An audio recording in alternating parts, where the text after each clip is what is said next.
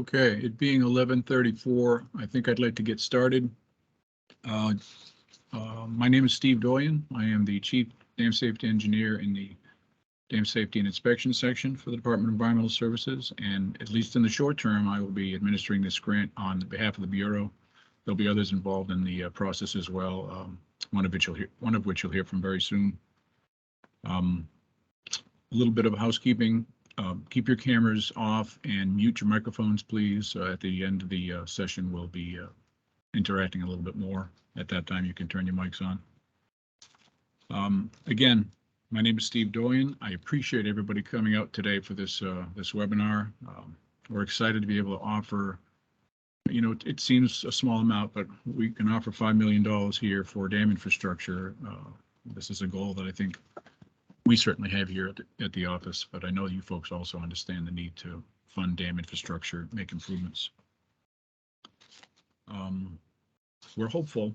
Again, it's a small amount, and I'll get into the funding aspects of those funding limitations. But we're hoping that perhaps down the road we'll get additional funding, and we can either expand the program to additional owners or additional hazard classifications. We'll see how that goes. I think we'll have our hands full, though, initially with this current program. I'm going to start by introducing or having her introduce herself, but Erin Holmes is also with me, and she'll be talking on subjects related to, I think, more grant agreements, the approval process for these grants, and some of the other administrative aspects, including disbursements and such. So, Erin, if you'd like to go ahead. Yeah, thanks, Steve. And I guess for those of you who aren't super familiar with Teams, you can hit that ellipsis at the top, the 3 dots, and go into a together mode or gallery. Probably gallery is the best, or gallery at top. That way you can see the speaker in the middle. So a lot of you, especially from the municipality world, are very familiar with me. I am the Drinking Water Groundwater Trust Fund Administrator at the Department of Environmental Services. But in the summer of 2021, I assisted the commissioner and sort of became the de facto ARPA coordinator for internal here at DES. And I just wanted to kind of give a really quick high-level overview of what this funding is, why it's coming out now. So again, a lot of you are probably familiar with the drinking water and clean water infrastructure funding that we've had going on with different solicitations. So this is a little bit different, but kind of the same. So I'm just going to share my screen here. And then, Steve, I see that you have a question. What we'll do is after we kind of talk about important stuff, we'll just take a break and let everybody ask questions as we go along. But we'll probably won't call on people during the while we're just trying to get this information out. But we do want to make it somewhat interactive so that everybody leaves with a good understanding of what Steve's going to be talking about. So I'm just going to share my screen here, and yeah, there we go. So the American Rescue Plan Act of 2021, it seems really funny that a year ago this is what was hitting the streets and really put us, the DES, into high action mode to figure out what to do with the funding and create programs and support existing programs with these funds. And this was through an act of the federal Congress. It's funding that's issued through the Department of basically the U.S. Treasury Department. And what it's done for DES in the state of New Hampshire is it's allowed new funding programs to be developed, just like this dam program.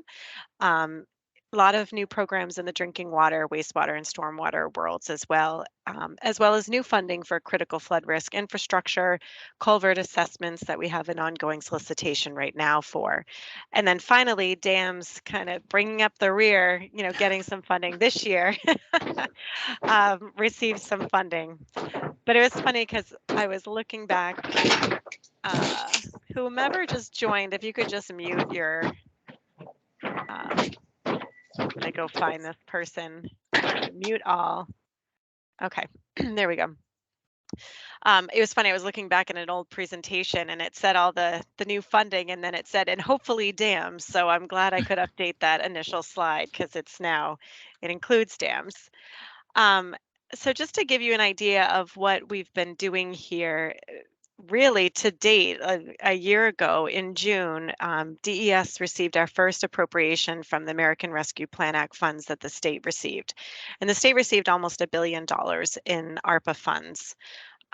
DES was appropriated 50 million back in June. That allowed us to get some positions stood up because we knew there was going to be a lot more work.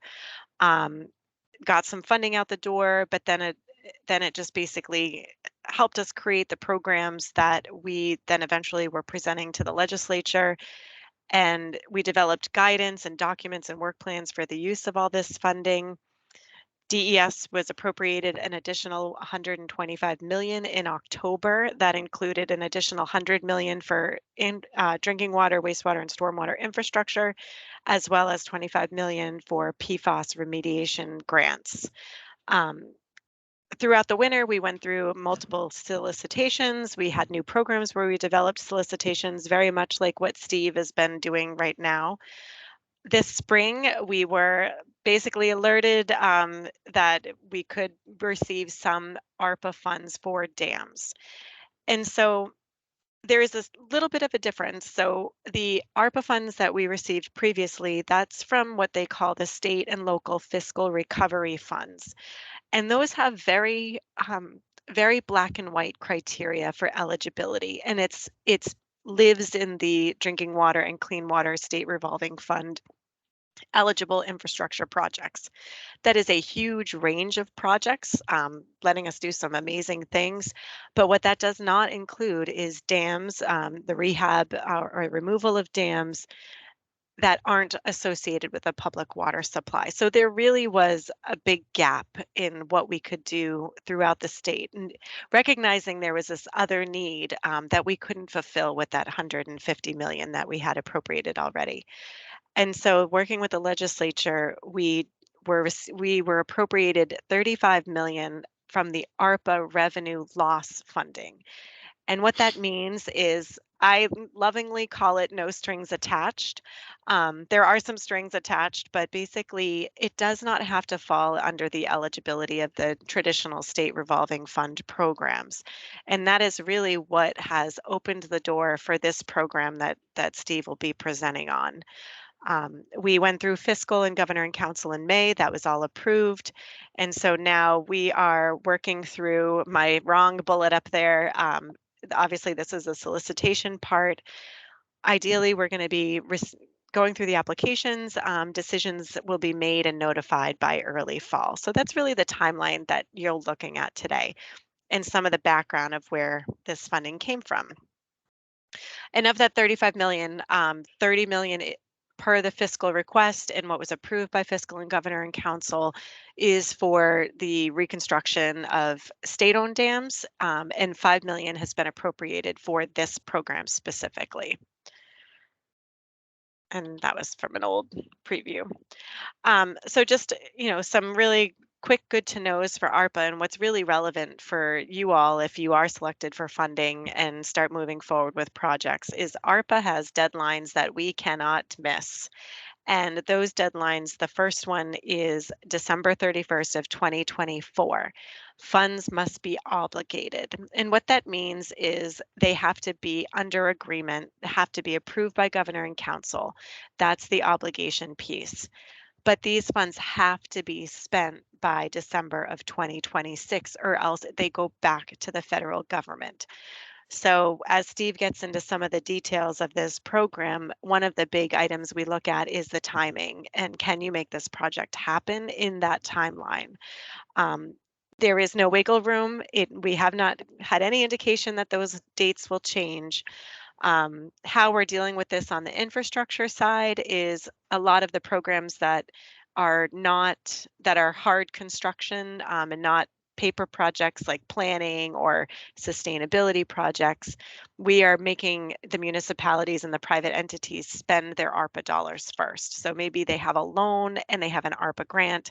They're spending that ARPA grant first. Let's get that out the door. And so that same logic will apply to these types of programs where they might have other funding involved. If it's a bigger project, really we'll be saying, we got to get the ARPA dollars out the door first. Eligibility, the eligible applicants are defined in that May fiscal approval, which basically says this grant program is for municipally owned high hazard dams. And then the work plan basically extends that definition to describe the type of condition that they have to be in. So it's the poor condition dams. And the work plan, the dam rehabilitation or removal grant program for municipally owned high hazard dams really puts that fine point on the types of projects and eligible applicants. But because this is revenue loss and this is the no strings attached, we really are held to what fiscal approved. So that doesn't give us a lot of wiggle room to use this funding for other things. And then the work plan is really the description of what that program is envisioned to be. And finally, good to know, these are grant funds only. Yay, this is an awesome program for dam owners. The grant agreement will include provisions that are based on uniform guidance. And so many of the municipalities, if you've received federal funding through the SRF program, you are familiar with these provisions. They are outlined in the grant agreement, and you can certainly have an opportunity to go through them. The good news is that there's limited federal provisions. This is the Davis-Bacon and American Iron and Steel for projects that are under $10 million. So again, if you're familiar with our traditional SRF program, or you've received federal funding through FEMA or USDA, you're very familiar with these provisions already. And I will caveat that I am not the expert on those, but certainly if you have questions, I can point you to the appropriate people. And so, so Steve reminded me, this is the Muskoma Lake Dam. This is not on the list of high hazard dams in poor condition, but I just liked it because it was a pretty picture. And so, the really good thing about this, was that right, Steve? Unfortunately, this dam is on the list of dams that is in poor Oh, condition. I didn't see it on the list. I All right. just wanted folks on the call to know that they weren't alone. Okay. All right. So you're not alone, but I just liked the picture, and I recently biked around Muskoma Lake, so it's really pretty up there. And it's really just to highlight, through the work of Jim Gallagher and the, DES and Steve and what he's doing to really put your needs in the forefront and get this program approved through the legislature and by the governor is a great step. So kudos to everybody that worked really hard to make this happen. And, this is recognizing that beyond pipes and water supply and water treatment, there are still lots of other infrastructure needs within the state. And if we can attack some of these problems as well, it's a great opportunity to use ARPA grant funds and to really make these projects happen. And so I'm not going to talk about this slide. Steve, this was your process. I'm going to stop sharing my screen right now. And after Steve gets through what he's talking about, I can give a little overview of the grant agreement process. So any questions on that kind of high level overview of what we're talking about? Nope. Okay, great. All right, Steve, I'm going to mute and turn it over to you. Thanks, Aaron. I appreciate it. Folks will be hearing from Aaron a little bit later. As you may have noted, the session's being recorded. When we process it, we'll put it on the website as a link so that you can look at it again. And for those who unfortunately missed this presentation, they'll be able to see it. At the end, we'll have a formal question and answer session. I may pause during portions of my topics to ask for questions at that time. We'll see. My talking points will be coming directly from the work plan, and the work plan is essentially the document that is on the website that is labeled application instructions and evaluation criteria, very similar. And talking to the schedule specifically for this program, after today or later today or tomorrow, we'll make the application link active. So between, say, tomorrow and the end of July, you'll be able to submit your applications. During that time, if you have questions specific to the application questions themselves, feel free to reach out. After the application period closes on the 29th of July, we'll take until probably the 9th of September to review them and rank them, interacting with you folks who apply to get questions answered, comments made and such. And then beyond that period, after the 9th, we'll make our award notices, and then we'll start working on grant agreements together. One thing that I did notice as I was going through the list that I was provided of registration attendees is there may be folks that are on this call who may not be eligible. I saw that there were some folks that may not be. My apologies if our solicitation was unclear in any way. Again, this is for high hazard dams in poor conditions that are municipally owned or owned by a municipal subdivision. However, if you folks want to stay on the call, feel free to do so, because again, my hope is that at some point in the future, we might have the opportunity to disperse more funds out the door, and you may be eligible at that time. So I think now, Aaron, I'd like to go into the talking points right from the work plan. So if you could put that on the screen so folks can follow along.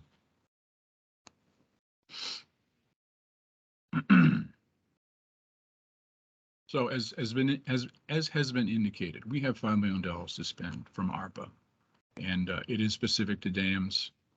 And this is for not only rehabilitation, but also removal. And one thing that I think I didn't enunciate quite clearly in the work plan is that dam modification is also an option. So for example, if you didn't want to return your dam to a high hazard dam in satisfactory condition by meeting the requirements for a high hazard dam, you might consider submitting a plan for modifying your dam such that it is no longer a high hazard dam. And then of course you'd be required to move forward in that process to make sure that whatever hazard classification the dam would become, you're still meeting the requirements for that classification. So again, you can have that discussion if folks are considering that. Let's see. And again, obviously the purpose is to get these high hazard dams either repaired so that they're functioning safely and in accordance with state regulations, or have them removed so the hazards are eliminated in their entirety.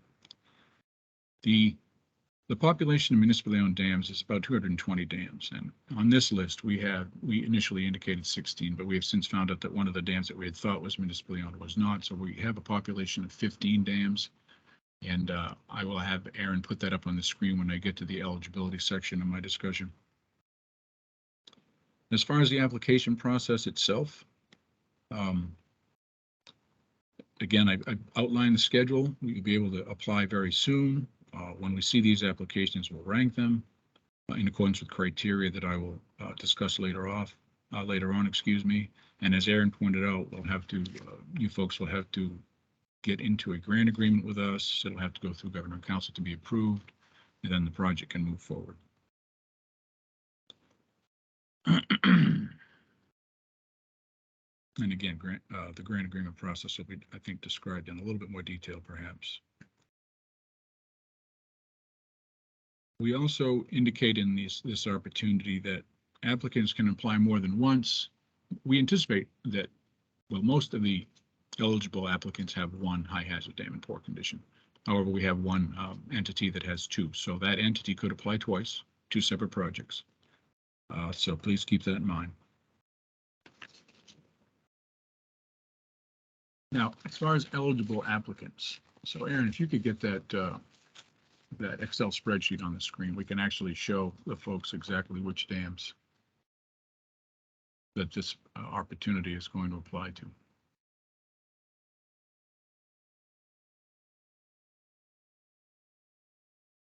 So there they are. You can see that all of our municipalities or municipal subdivisions, we have a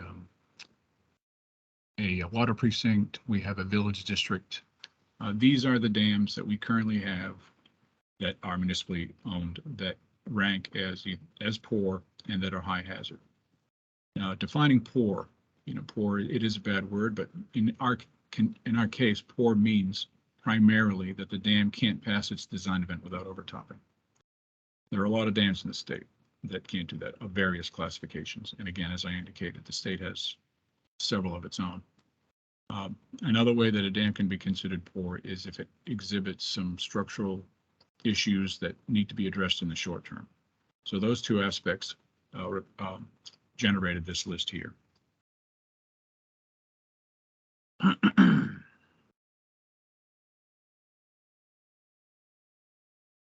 And I just as a side note, this is a sublist of the 56 dams in the state that currently are defined as in high hazard and in poor condition.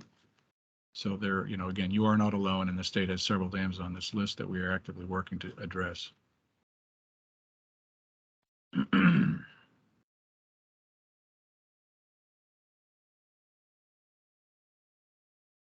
Okay, as far as eligible projects, we have listed a couple of types of projects on the work plan: planning and assessment, and essentially implementation projects. So we're likely to see applications that involve both, because you can't get to implementation without doing planning and assessment. You have to do hydrological and hydraulic assessments. You have to do modeling, watershed modeling, not watershed modeling, but dam breach modeling, to define the needs. So we understand that many projects will probably include both a planning and assessment component as well as an implementation component. The thing that I would encourage you to remember,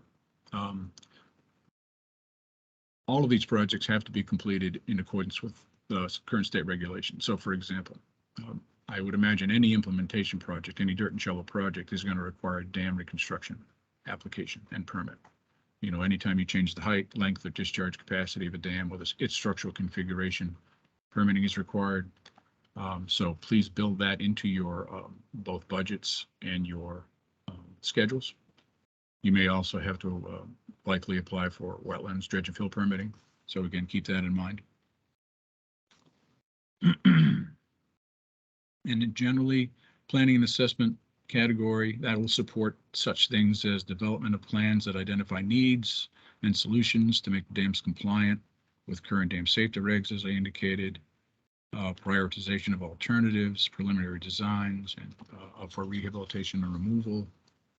And then when you get into implementation type projects, these are related to advancing preliminary designs, into the final design. So you're preparing engineering plans and specs, bid documents, permit applications, as I indicated, executing reconstruction or removal or modification or whatever you choose to do.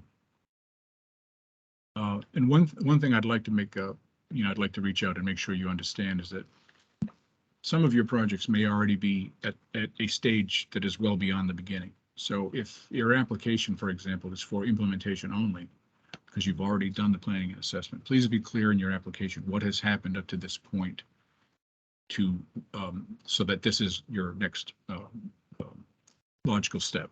Just make that clear in your application. Again, I'll be reaching out probably to every applicant with questions or comments when I go through these applications. The funding availability, as indicated, we only have $5 million, and I say only because $5 million doesn't tend to go very far in the world that we live in, especially with dams. What we're going to do with this $5 million is we're going to cap it at $1 million maximum awards per dam. So please keep that in mind, realizing that $1 million may not do the job. It certainly will be an assistance to you. Again, there's no match requirement here. So, and again, the project can be more than $1 million in cost, but we're only going to reimburse up to $1 million. Further, we're not going to reimburse any work completed prior to the approval, which essentially is when Governor and Council approves the grant agreements that we send to them. Hey, Steve. Yeah. Quick question from one of the participants. Under planning and assessment, can the town conduct an analysis of alternatives? Certainly, okay. Because again, we're leaving the door open. Again, they're your dams, and you can determine whether you want to keep them, whether you want to remove them, whether you want to modify them. So, we're open to alternatives that I think we've encapsulated all of the sort of conceptual alternatives, but certainly if you have any specific ideas or recommendations, let me know.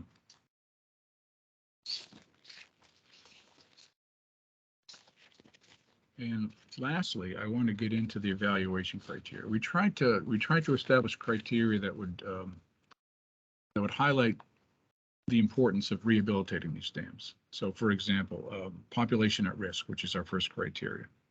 How many people are how many structures, how many habitable structures or residents are in the inundation area?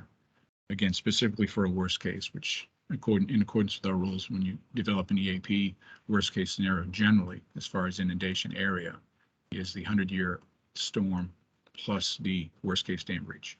That's likely to encapsulate the largest downstream impacted area. So again, you can see from the work plan how we're going to score that based on the number of structures. The second criteria would be the amount of infrastructure, and we're going to rate that on essentially the number of roads, municipal roads, state roads, and interstate roads that are impacted. Again, this information plus the information related to habitable structures can be garnered from your current emergency action plan. That's where we're going to be looking to review your applications to see how many structures, how many roads are going to be inundated during these events, and we'll rate them accordingly.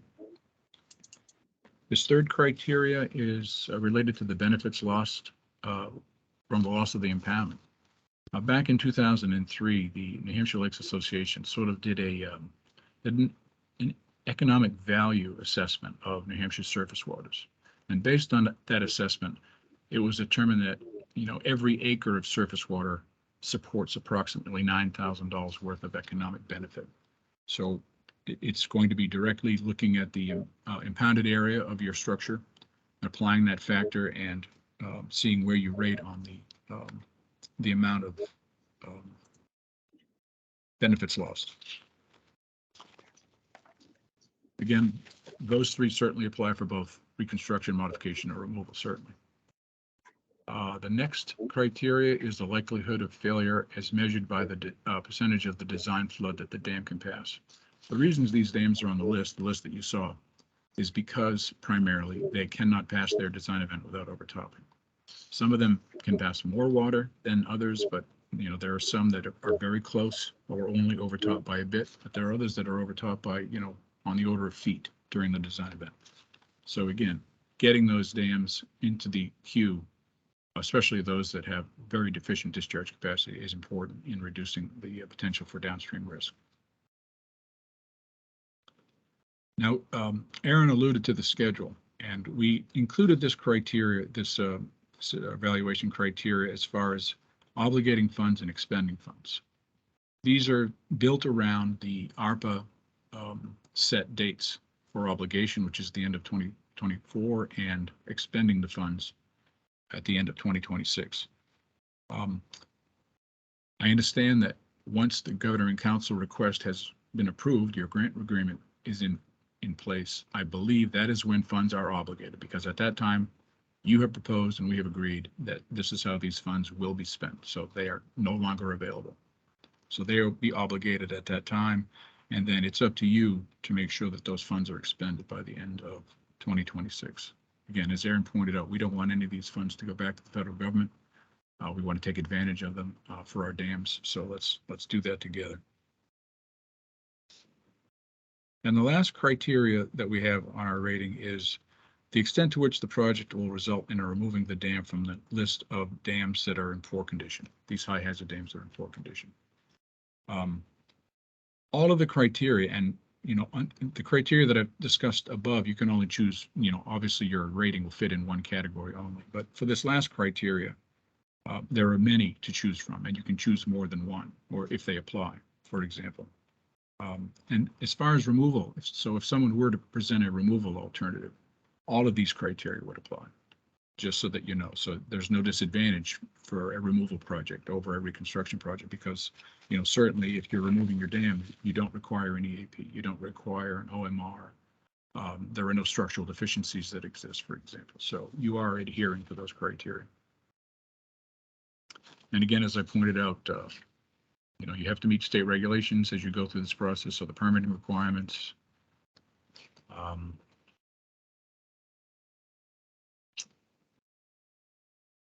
And in the grant agreement, and this will come later, but I just wanted to get it out there now. many federal grants, and this, though it's not a federal grant, it's a state grant, we're going to institute reporting requirements as well. So very likely on a quarterly basis, every 3 months or so after the grant is approved, for example, we're going to require that the applicants submit a progress report of what activities have occurred, what expenses have incurred, what the current schedule is, how the schedule may have changed, for example. Again, we'll be more clear when we develop our grant agreements with you folks.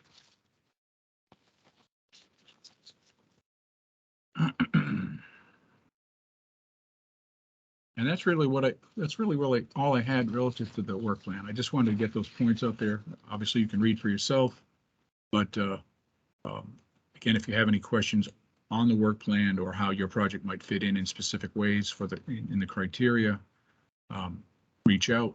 I didn't go over the exact questions. Again, those are available on the document that I referenced earlier. As you go through the application process, as you're filling in the blanks, so to speak, if there's anything that's unclear, I think they're pretty self-explanatory, but if there's anything unclear in those questions, please reach out to me and I will, I'll guide you through it. That's all I had. So, Aaron, do you want to interject more information about other steps involved? Sure. And just for everybody's sake, I've included in the chat the link to the ARPA website, and that'll bring you to the DAM program page. You might just want to subscribe for email alerts if you haven't already. And when we post to the main page, you'll get an update from there. I just also sent the link for the application and instructions criteria. Application instructions and evaluation criteria that is also on our website. And the application, when it does go live, will be through our N forms. So it's an online form process. So you just want to make sure that, again, if you haven't used it, start early. Don't wait until the deadline at 3:59 to go in and try to submit your application. And so that's just kind of an important tidbit for those of you who haven't been through this process before. So I'm going to just share this slide that I had brought up before. Really just, again, if you've been through either the trust fund or the SRFs through DES or any of our other programs, asset management, things like that, you're very familiar with our process. And so right now we're kind of at the top of this with the funding application. As Steve said, this will go live on June 23rd, and that link will be available on the website, as well as the work plan will be up there with some greater details. But that link I put in the chat will really get you a lot of information that you need to know. And so the deadline, do I have that date right? June 29th or July 29th? July 29th. Oh, all right. Sorry. Okay. Just scratched. I was like, that looks awfully quick. So, so the deadline is July 29th at 4 o'clock. So again, go in, understand the criteria or understand the application instructions and start that early so that you can make it in before that deadline. And then as Steve noted, they anticipate notifying applicants of the selection by early September. And so if you are selected and you are offered an ARPA grant for through this program, you'll have to go through in our other funding programs, we call it the final application process. But really what that means is we need to get the grant agreement drafted. You need to get us documents put in place to help us get approval through governor and council. And so ideally, Steve, in the application, we'll have enough project information to draft up the grant agreement, in which will include the scope of services, which is basically the tasks and the work that you as the grantee or the grantee are obligated to complete for that funding. If Steve needs additional information, he'll reach out to you. And then the sort of required paperwork is submittal of a certificate of vote and the submittal of the certificate of insurance. And I was just going to pull up the certificate of vote. Again, if we've worked with you on grant agreements, any type of grant funding, you've likely seen this form before. I saw a couple of familiar names in the list of attendees, so I know you all know what this is. This is a form that basically, it's a 3-person form, and it identifies that, one, you have the ability and the authorization to accept those grant funds for whichever project, that the person who is authorized to enter into the grant agreement, which is signing the agreement, and also authorized to sign all other documents, so disbursement requests, which I'll talk about in a little bit. And then that needs to be signed by, basically, it needs to be the person that's filling out the form, and then it needs to be notarized. And so it's pretty simple. We try to make it simple. Usually usually there's a lot of back and forth. But in a municipal government, you may have a statute that already is in place that allows you to accept all the grant funds without a meeting. In that case, you would still indicate that in here, and you would submit to us, a statement saying that. Uh, if you don't have that, it's usually just a meeting of your board, or the council or selectmen, and then that would be where it's authorized. But again, you have to understand your own municipal practices or district practices to fill this out. But essentially, it just says, yes, we have the authority to accept the grant funds, and this is the person who's going to be signing everything. That is required for governor and council approval. So as Steve drafts the grant agreement, which outlines the provisions, the scope of services, how you're going to receive the funds, we'll be asking for this hard copy as well. And then the other item is just a certificate of insurance. And again, most municipalities carry the correct amount of insurance that's required to enter into the grant agreement, and you'll see all that in the grant agreement. And Steve can always relay that in the letter if you are selected. It's really important to know. So once you go through that grant agreement process and it's approved by governor and council, and as Steve said, eligible costs that are incurred prior to that G&C approval, that we don't want that. We won't reimburse those. The clock starts when G&C approves the grant agreement. And so once you have G&C approval, though, then those funds are now obligated, and from that point, it's a disbursement of funds to basically reimburse you. So grants are not handed out as a sack of money. I say this all the time. It's not if you're awarded a $500,000 grant, you are not going to get a check from the state of New Hampshire to put into a bank account. It is a disbursement process. And so as you do your work, you get an invoice from the consultant or whomever you're working with. You basically then turn that around, provide a disbursement request to Steve. That gets reviewed, it gets approved, and then paid, and then you turn around and pay the consultant. So ideally, you should not have any money coming out of your account. And again, municipalities who've had grants know this process very well. And then you just kind of keep working through that. And disbursement requests can be submitted once per month for the work that's done during that period. And so it's just more of like, if you're not familiar with our other grant programs, understanding that it's not just an appropriation of funding that you get. I did see a question.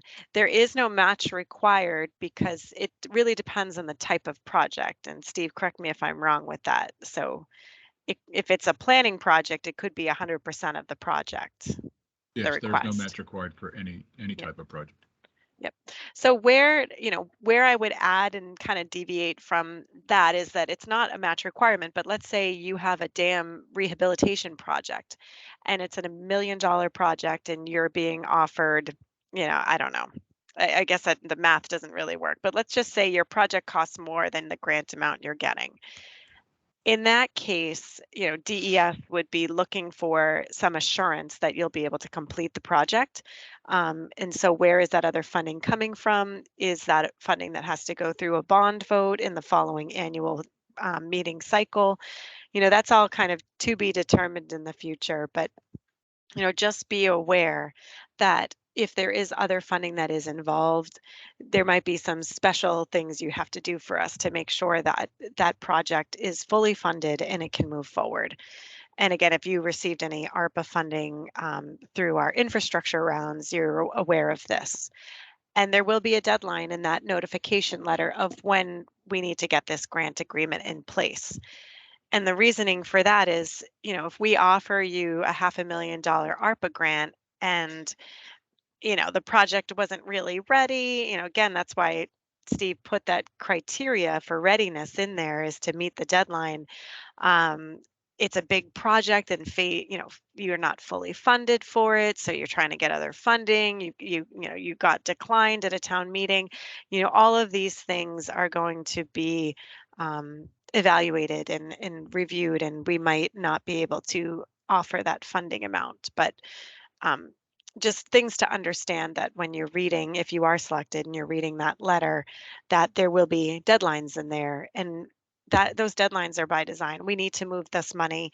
We can't hold on to it with an offer that's out there forever. We've got to basically, you know, move forward with what we can. If you can't move forward, then we've got to be able to offer it to another project on the list. So that communication with Steve, if you are selected, will be really important throughout that process. And then, oh, go ahead, Steve. One thing I just like to interject here is, ideally, the projects that are submitted are going to take these dams off the poor list.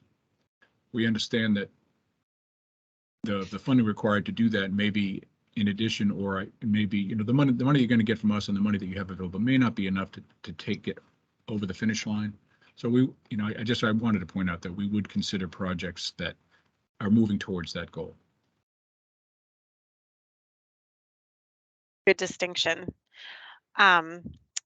And then, again, this slide, and we can send these out, is really just talking about the project execution. So once you've got the grant agreement in place and you start the project, that's really where, Steve's team and the review, that's all when that starts. Is if it is a construction project, what are some of those milestones? And those milestones will be outlined in the grant agreement. And, that'll be really the plan for your project. And as Steve looks at individual projects, he can tailor that grant agreement and the scope of services very, specifically for that type of project. So a planning project might just have a midterm report and then a final report that's stamped by a PE.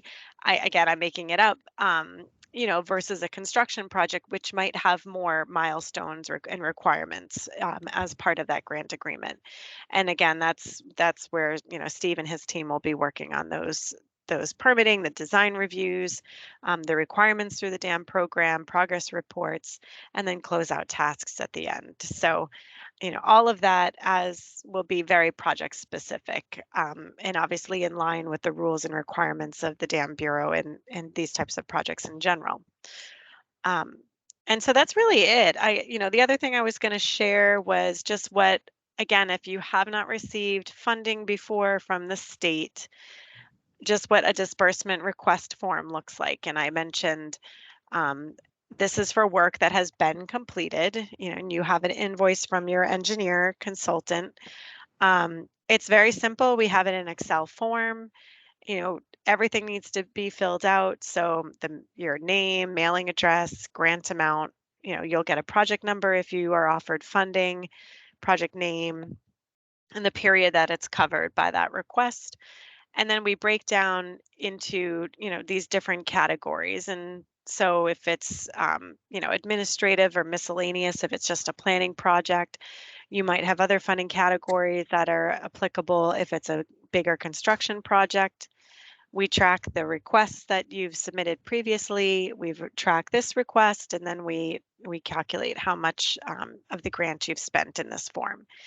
And again, that authorized representative is identified in the certificate of vote, and so that person needs to sign it. So this comes from the municipality, the grant recipient. It does not come directly from your consultant. They might help you fill it out, but ultimately it needs to be reviewed and signed by the municipality and then submitted to Steve or whomever the project manager at DES would be for this. So it's really simple. We actually have another page that gives you step-by-step instructions for this form. But obviously we're here to help you to get that in correctly. And then we would go through our process of approval through accounting, and then you would be paid from there. And it's usually, the turnaround is a couple of weeks, maybe 2 weeks, depending on how quickly the project manager reviews it. And then it gets dispersed right away. Um, so any questions just about that process or about the grant agreement process? I don't see anything flashing up yet. So no hands raised. Okay. Um, so that's all I had for the grant agreement. Steve, is there anything else that you think I missed? No, I think we're good. At this point, I guess I'd open it up to general questions about the work plan. And again, this has been recorded, and we'll put this back up so that you can come back and look at this stuff. And if you can't think of a question today and you want to spam me tomorrow, I'm here for it. Hey, Steve. Yeah. Hey, Rich Adams. Hey, I was wondering, as far as, we have had a lot of the flood studies and all that done by an engineering firm. I think we should be in pretty good shape for that, but so I guess you can go from the ridiculous to the sublime. If our dam could get knocked down and all be built new, it would be great, but it would probably be $20 million. So we need to get with the engineer and find out what would need to be done to get us off of the poor condition dam, correct?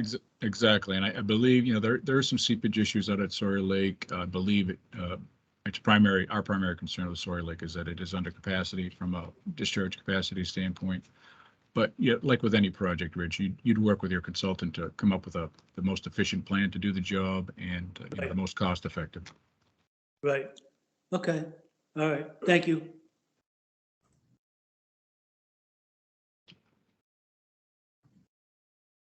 Steve, there was another question. Is the list of the 15 eligible dams on the website somewhere? It isn't, and that's one thing I did fail to mention. Again, to clarify things, I think I will ask folks inside DES here. I'm going to propose to add some language to our dam grant pages that make it more clear. So I'd hate to have somebody who's not eligible start an application process only to find out that, hey, I didn't even know I wasn't eligible. So I think I'm going to post that on the website as well as with clearer language as to folks reaching out to me to ensure that eligibility is met and such things. So yes, we'll put it up there. Thank you.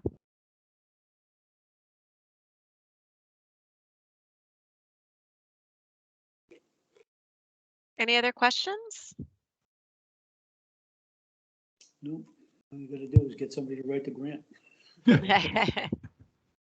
Don't wait until June 29th. No, I'm just kidding. July, Don't wait until July. 20. Yeah, I know. I was joking. Don't wait until July 28th. So, I mean, it's a relatively, straightforward form, and the scoring criteria, obviously, the more information to help make these decisions, the better. So, but it's not meant for you to have to spend, months preparing it. Definitely take a look once it goes live. And a lot of this information you probably already have somewhere. Right. Yeah, the application questions were crafted to, make it as simple as possible. We need specific information and we're going to make sure that you provide it. But, it's not a lengthy application and I don't think it's complicated either.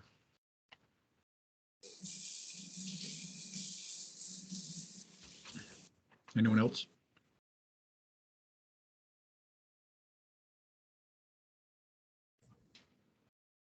I don't see anybody. Very good. We stayed within our window. Woohoo. Again, at this point, like I said, if you have any other questions, let me know. You know, my contact information, some of you already have from for other reasons, because I've been here for a long time, but it's also on the web pages. I would also encourage you and your consultants, if they're acting on your behalf, to come in and avail themselves to our files. I mean, we have a lot of history and information in those files that you can use as you craft your applications. If you need, you know, a tidbit of information that I probably have stored in my brain, just again, contact me. But we're here to help.